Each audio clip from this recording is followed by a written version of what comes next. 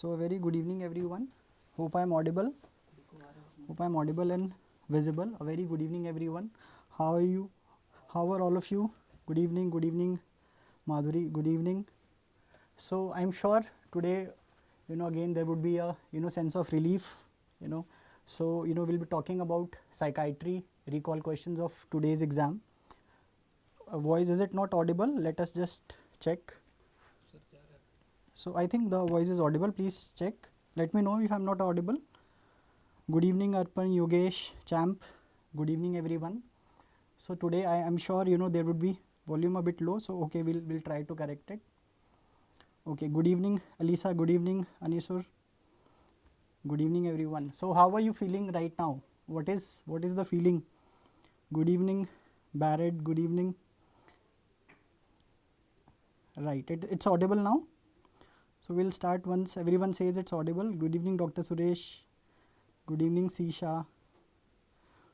Good evening Elsa. How are you feeling today?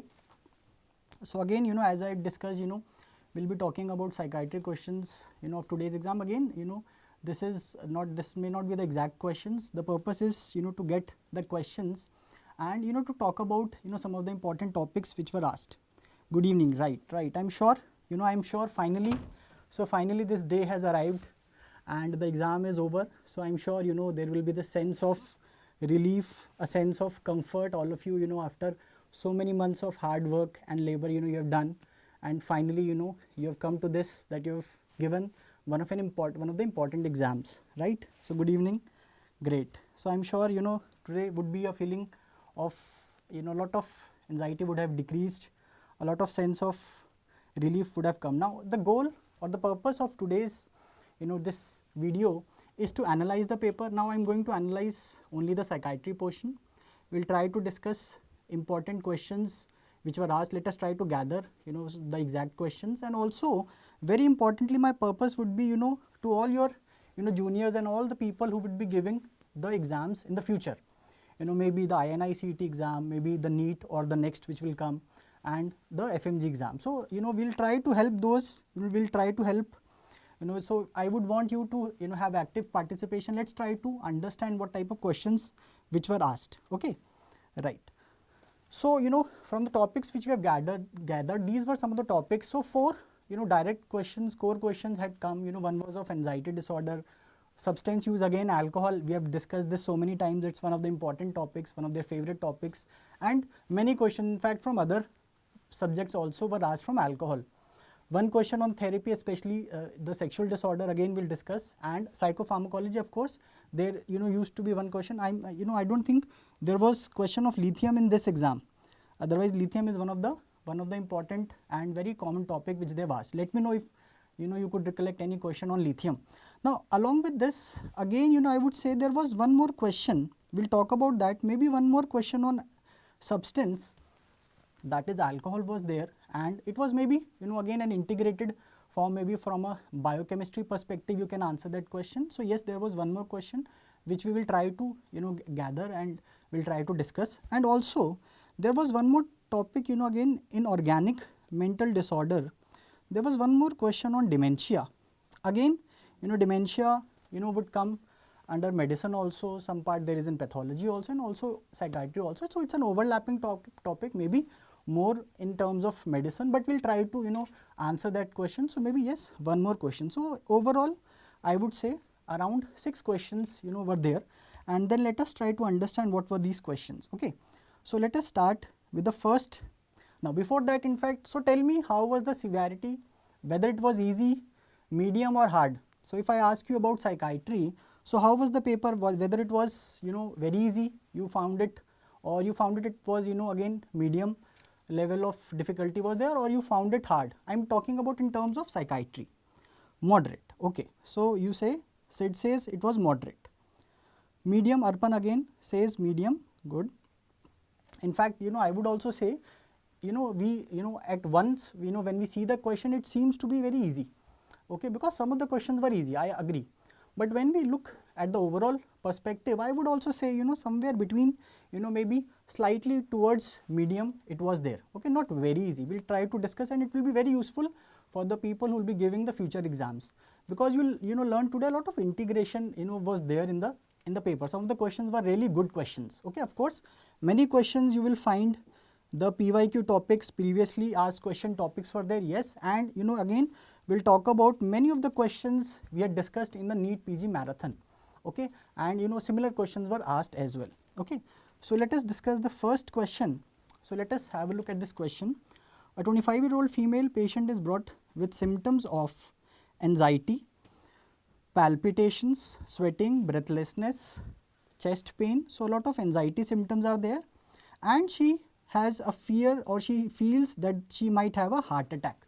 Now again there is some disparity. Some people say it was given that she had a feeling that she'll have a heart attack, while some of you said no sir, they had definitely given there was a feeling of impending doom. Both of them are similar.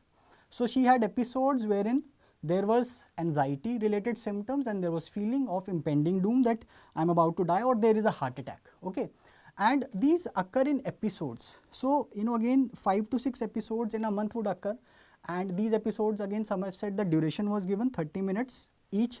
So these will occur for some time and suddenly they will go away, and these have been occurring since 6 months. Now please understand, they are saying that these episodes are occurring since 6 months. They are not saying that continuously the patient is having anxiety for 6 months. So what is the likely answer? What is the right diagnosis? Very good. Very good. So yes, Sana, PR, Arpan, Sana, yes, Anisur, Dr. Vikram. Okay.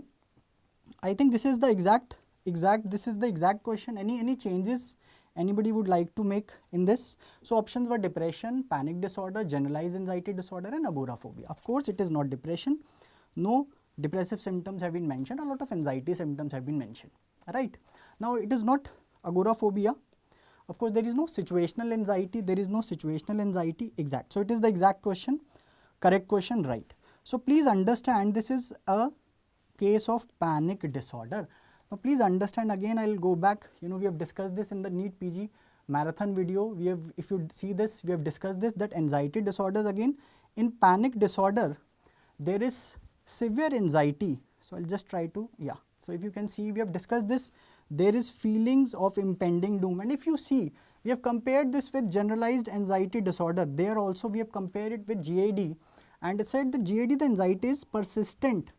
There is a lot of worries, excessive worries are there, while the question of panic disorder, they will occur like these episodes. Sudden severe anxiety would occur for a few minutes and then it will go away.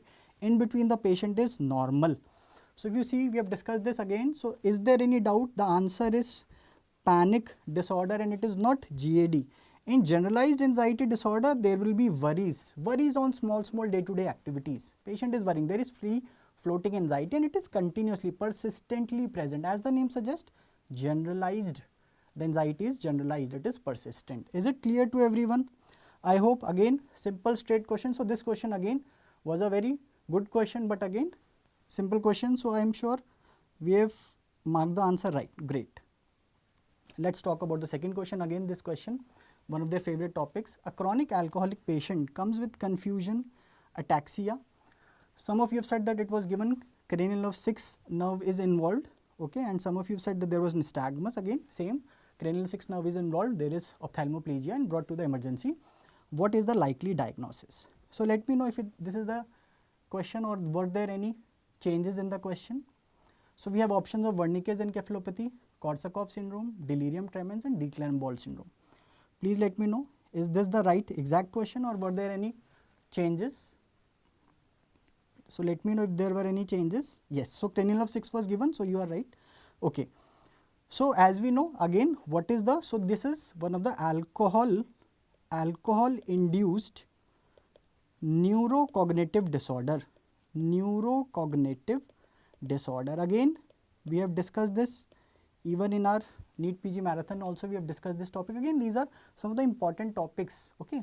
So what is this? So we know that sudden onset of acute onset of symptoms. The mnemonic you can remember is GOA, where G is global confusion, O is ophthalmoplegia. Cranial nerve 6 is more commonly involved than cranial nerve 3. Okay, so nystagmus may be present and ataxia. There is history of falls. So what is the answer? The answer is A, Wernicke's encephalopathy. Okay, again, so again we have discussed this when we were discussing in the NEET PG Marathon. Again, we have discussed this table. Again, it's a very important table. We have talked about this table. So the right answer is, it is Wernicke's encephalopathy. And what is the cause of Wernicke's encephalopathy? Was there any question related with the cause of Wernicke's encephalopathy? Again, this is one question I am trying to integrate. You may find this question, another question in biochemistry also. Let me try to gather this question. Okay, great. So Aditya says 90% of the questions were from NEET PG. Very good. So I am very relieved and very happy. You know, all the important questions which we have discussed were asked. Great. Okay, so tell me, can anybody tell me? So two types of question I have heard. One, you know, students are saying that there was one question that the cause is, and one of the options was vitamin B1. Was there such type of question asked in the exam? Thiamine question was there. So they had asked which of the vitamin deficiency causes these neurocognitive disorder. Was that the exact question? PR Shiv.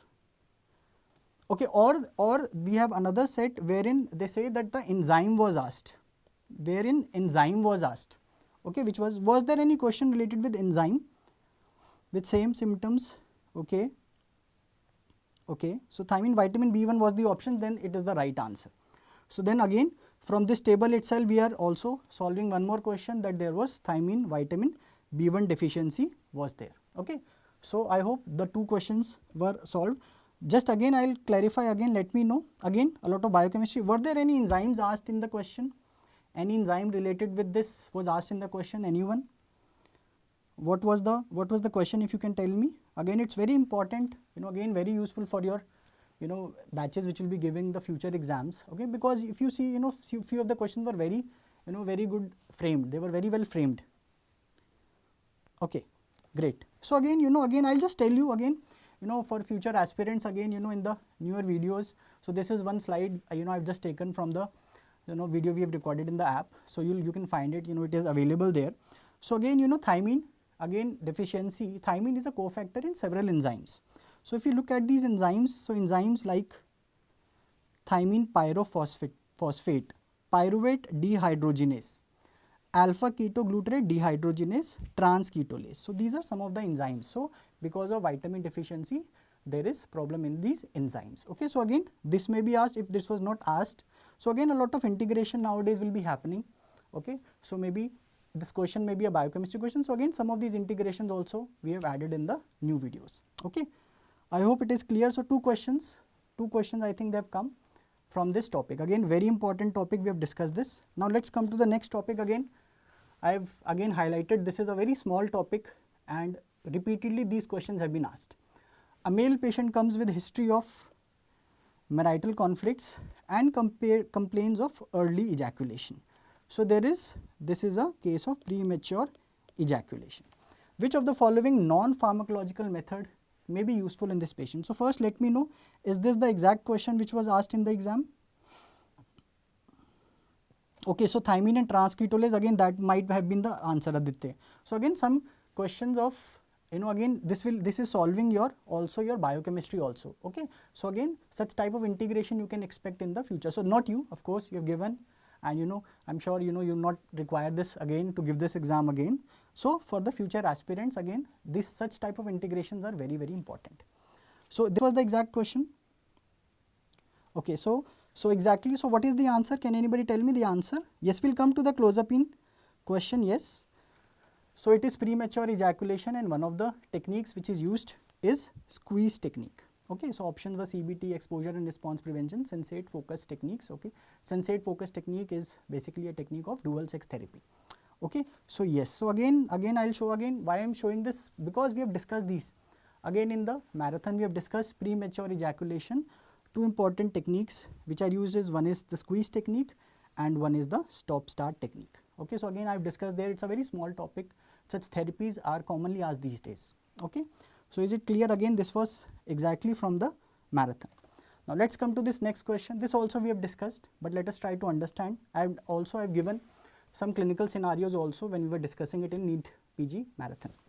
A patient with a diagnosis of schizophrenia not responding to haloperidol and thioridazine. Okay, so these are two antipsychotic, both of them are first generation antipsychotics. Patient was given and patient was not showing any improvement. So another drug was started, another medication was started, that is drug A, With side effects of celluria, there is excessive salivation, dyslipidemia, and hyperglycemia. So what are these? Dyslipidemia, hyperglycemia, these are metabolic side effects. These are metabolic side effects. Okay. So the options are clozapine, risperidone, aripiprazole, and ziprasidone. Now let's try to understand what are we dealing with. So we have a patient in which two antipsychotics, usually we say, again antipsychotics 2 we have given at adequate dose, adequate duration, and there is no response. So that means these conventional antipsychotics are not working.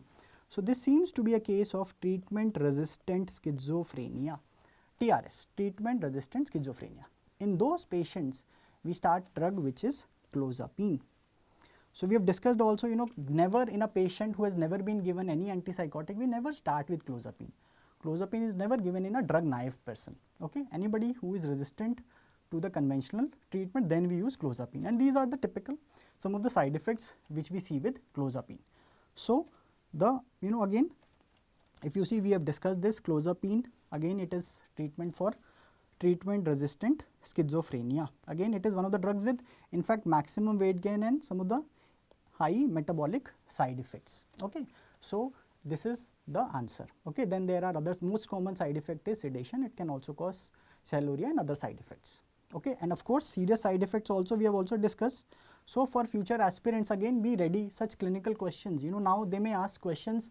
A patient is on a drug and patient has developed seizures, or patient has developed there is fever, there is sore throat. So what you may expect? You may expect serious side effect like agranulocytosis. Or a patient is on an antipsychotic, before that he was not responding to conventional antipsychotics and is complaining of chest pain, ECG abnormal. What is the serious side effect which you may expect? It is myocarditis. So we have discussed this with the mnemonic SAM. Okay. So is it clear to everyone? Is it clear to everyone? The answer is clozapine. Okay. And one more again, again a additional question you may be asked: a patient on clozapine develops seizure, which of the anti-epileptic drugs you will not give? So again, for future aspirants, this again is an important point. It is contraindicated. Which drug is contraindicated? Carbamazepine. It causes bone marrow suppression, and clozapine also causes agranulocytosis. So this combination may be fatal for the patient. Is it clear to everyone? So these are some of the important points we have discussed. Okay. So the right answer is clozapine. Okay. So these were some of the questions. So 5 questions we have discussed. Now there was one more question I would like to ask you all. What was the question again? It may go more towards medicine, but again let us try to understand. So there was a question related with dementia. Can anybody tell me what was the exact language? What was the exact language of the question? A patient had symptoms of, there was difficulty, I think there was some difficulty in doing daily activities. Okay. Okay, the patient had, this is, I think this has been told by everybody, that in the question they had given, in the pathology, the pathological findings were there were Lewy bodies. Okay, so there were Lewy bodies. I think this has been told by everyone. Okay, that in the pathology you're finding Lewy body. Okay, I think the age was also given. Okay, the age, hypokinesia, again some hypokinesia or bradykinesia was given, or some bradykinesia was given, right? Okay, so there was a 75. Yes, I think that is the 75-year-old female. Okay. So let us try to frame. Again, I am not answering the question. I will give you, what are the possible answers. Maybe again, our medicine, sir would be able to, this question he will be able to answer in a more correct manner. But let us try to understand. So we have a 75. Also, were there anything suggestive of visual hallucinations given? Anything suggesting? Okay. So you are saying that there was also resting tremors were also given. There were resting tremors. So a lot of Parkinsonism symptoms were there. Rigidity was also given. Okay, let us take all. Okay, let us take all of these. Okay, what I am trying to do is we need to understand that a lot of integration is occurring. So some part of dementia we read in psychiatry, and also we read in medicine, we also read in pathology. So please let's try to frame this question. Okay, you are saying there was no bradykinesia. Okay, so there were some Parkinsonism motor symptoms were there. Was there visual hallucination was there? Visual hallucinations was given in the question. Tell me. Was there something related with visual hallucinations given? Okay. Was visual hallucination given in the question? Anyone? Yes, visual hallucination was given. So we have visual hallucinations. Okay. Difficulty in daily activities. So there may be some cognitive impairment is there, and Lewy body. So this is the question, and one option, I think all of you are agreeing, one option was that there is Parkinson. Okay, Parkinson disease, there was Parkinson was there as one of the options. What were the other options? Looking towards the sky, okay, visual hallucinations was given, okay. Okay, so we are clear, visual hallucinations were also given. So Parkinson's disease, what were the other options? Alzheimer, one option is Alzheimer's was given, Alzheimer's disease was given, okay. Parkinson, different option means it was it mentioned like dementia and Parkinson's disease, such option was there, or it was simply Parkinson's disease was there, not able to express to the husband. So she is not able to express to the husband. If that is mentioned, that means there is impairment in social cognition, okay. There is impairment in social cognition, again it is cognitive impairment, she is not able to express, okay. Simply Parkinson, okay. And one was Prion, yes, that was also, you are saying that one was Prion's disease, okay. And what was the last option? Anybody? What was the last option? Fourth option? What was the fourth option? Anyone? So we have, I think, Lewy body. I think all of you are sure that Lewy body dementia was not there in the option, isn't it? Let's try to, again I am not saying that it is the exact question, I am just trying to, because a lot of queries have been there on this question. So what we are trying to do, since you might be fresh right now, let us try to understand, maybe it will be helpful for for the other future aspirants. Okay, Huntington's was there, okay, you are saying Huntington's was there, okay. Okay, so this is one of the question, let us say this is the question, okay. There may be some other question also which may have similar history, okay. I think now all of us agree that this is the most likely question, this is the most likely question, isn't it? Yes, Huntington's, right, I've written that as the fourth option. Yes, Akshita, right, Gaurav, Daulat, Sukhinder. Okay, you are saying, so visual hallucination, again that will be again, so you are saying she is staring, maybe she is staring, okay, that may be there, staring, okay. Again there may be different question, whatever maybe if this is the question, let us try to understand. So okay, Alzheimer was there. Now please understand, we had discussed a very similar looking question, and I have talked about this again, we have been discussing this in the NEET PG marathon also. So we have discussed this similar question, that there is a patient with the patient is having problem in recollecting recent events, difficulty in using comb, that is there is cognitive impairment, the person is seeing things around, nobody can see, there is visual hallucination, and the person is having tremors, rigidity. So we discussed this question. In that question, straightforward the answer was Lewy body dementia, and we have discussed that Lewy body dementia is a very important topic. But now the problem is they have not given the Lewy body dementia as one of the options, right? Now please let's try to understand. So again, I am just giving you all the possibilities, maybe our medicine sir will be able to give a correct answer, but let us try to understand, since we are discussing and all of you are fresh right now. So in Lewy body dementia and Parkinson disease, okay, in Parkinson disease with dementia, okay, so Parkinson disease with dementia. Now very importantly, again in Lewy body dementia we know that there is cognitive impairment, there is visual hallucination, and there are Parkinson like symptoms, okay, Parkinsonism like symptoms. Now even in Parkinson disease with dementia, okay, so basically how we clinically differentiate? We clinically differentiate that in Parkinson disease we say that the motor symptoms would start first, the motor symptom would start first, and the symptoms of cognitive impairment, the duration difference is around 1 year, okay. So we say, so this is how we differentiate, while in Lewy body dementia cognitive impairment or Parkinsonism like symptom, they would occur together, or cognitive impairment would occur early. So this is one of the clinical ways we differentiate, okay. Now one very important point in this question, you need to understand this, that Lewy bodies, okay, they are seen in Lewy body dementia, they can also be seen in Parkinson's disease, they can also be seen in Parkinson's disease, okay. And many of the patients of Parkinson disease, maybe around 45 to 65% of these patients, especially patients who have developed dementia. So we have Parkinson disease without dementia and Parkinson disease with dementia. So Parkinson disease, we say 45 to 65% of the patients may have hallucinations, okay, may have hallucinations. So again, more in favor of, it is going towards in favor of Parkinson's disease. Okay, Parkinson's disease. Okay, sometimes it is very difficult to differentiate. So clinically, I have told you how we differentiate. Pathologically, again, you may find Lewy bodies. You may also find beta amyloids. Also, you may find neurofibrillary tangles also in Parkinson's disease. Now, coming to prion disease. Prion disease. Again, in prion disease, pathological findings are slightly different. Okay, like spongiform degeneration is there. Okay, there may be gliosis or there may be diffuse spongiosis. So again, I am giving you some of the possibilities that maybe Parkinson disease may be the better answer. But again, I am not giving the I am not sure.